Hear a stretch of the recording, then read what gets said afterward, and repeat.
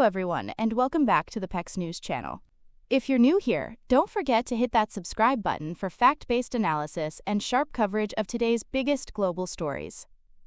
Let's get into today's headline, a story that's grabbing national attention and shaking up the highest levels of American politics. House Republicans have just issued a wave of subpoenas targeting nearly a dozen former federal officials, including Bill and Hillary Clinton, in a renewed investigation into the late Jeffrey Epstein's criminal network and the government's handling of it. Also on the list, former FBI directors James Comey and Robert Mueller, along with 6 former U.S. attorneys general. All have been called to testify before the House Oversight Committee, chaired by Representative James Comer of Kentucky. This move comes shortly after DOJ officials interviewed Ghislaine Maxwell, Epstein's longtime associate who is currently serving a 20-year sentence for conspiring to sexually abuse minors. Chairman Comer explained in formal letters that public interest in these cases is overwhelming, and that it's time Congress exerts its authority to ensure transparency in how the federal government enforces sex trafficking laws and handled Epstein's prosecution. Among the most high-profile names, former President Bill Clinton, scheduled to testify on October 14th. If it happens, Clinton would become only the 5th former U.S. president to testify before Congress. His wife, Hillary Clinton, is scheduled to appear October 9th. But legal experts, including former federal prosecutor Niyama Rahmani, say it's unlikely many of these figures will comply. Clinton and the former attorneys general could claim executive privilege, or seek to delay or dismiss the subpoenas entirely. This latest round of congressional action follows a controversial memo released by President Trump's DOJ and FBI on July 6, stating that a memo also said no credible evidence was found that Epstein blackmailed powerful individuals, nor any that would justify investigations into uncharged third parties. Still, the report confirmed that Epstein's crimes affected over 1,000 victims, a staggering number by any measure. Earlier this year, Attorney General Pam Bondi suggested that a client list was in her possession and that the FBI's New York field office holds thousands of pages of documents related to Epstein's operations. Following the DOJ's July memo, President Trump responded directly on Truth Social, stating, "Based on the ridiculous amount of publicity given to Jeffrey Epstein, I have asked Attorney General Pam Bondi to produce any and all pertinent grand jury testimony, subject to court approval. This scam, perpetuated by the Democrats, should end right now." The public clearly shares the frustration. A Quinnipiac University poll in July revealed that over 60% of voters disapprove of how the government has handled the Epstein files, while only 17% expressed approval. Meanwhile, Ghislaine Maxwell was interviewed by Deputy Attorney General Todd Blanche on July 24 and 25 in Florida. According to her attorney, she answered questions about 100 individuals. Her legal team is now reportedly seeking full immunity in exchange for continued cooperation.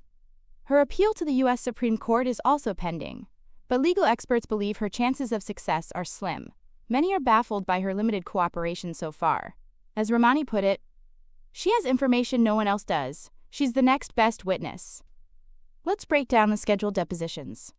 Bill Barr, August 18th. Alberto Gonzalez, August 28th. Robert Mueller, September 2nd.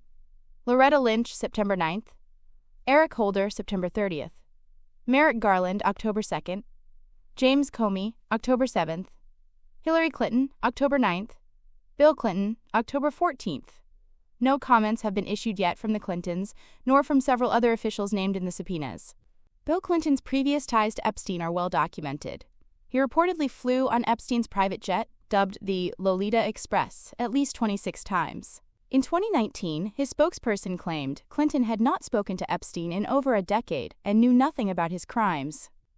It's also worth noting the role of Alexandra Acosta, the former U.S. attorney who brokered Epstein's infamous 2008 plea deal, which resulted in just 13 months in jail, much of it spent on work release.